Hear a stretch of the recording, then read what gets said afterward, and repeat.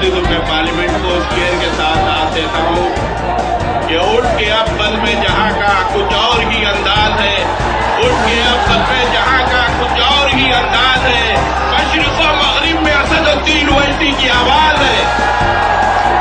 देखो देखो कौन आया, देखो देखो कौन आया, देखो देखो कौन। कि 15 साल यहाँ पर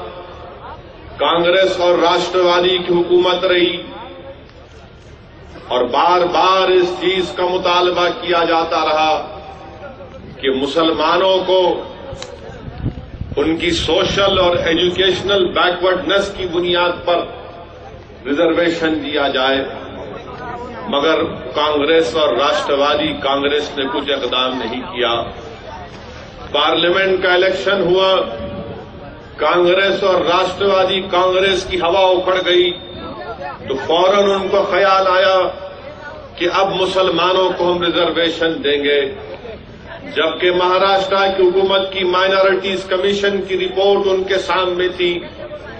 सच्चर कमेटी की रिपोर्ट उनके सामने थी, रंगनाथ मिश्रा की रिपोर्ट उनके सामने थी, महमूदुर रहमान कमेटी की रिपोर्ट थी, मगर कांग्रेस और राष्ट्रवादी ने सिर्फ अपने इख्तिदार को बचाने की खातिर आधा काम किया। मैंने उस वक्त भी आवाम के जरिए और मीडिया के जरिए इस बात का मुतालबा किया था कि अगर कांग्रेस और राष्ट्रवादी अगर ईमानदारी से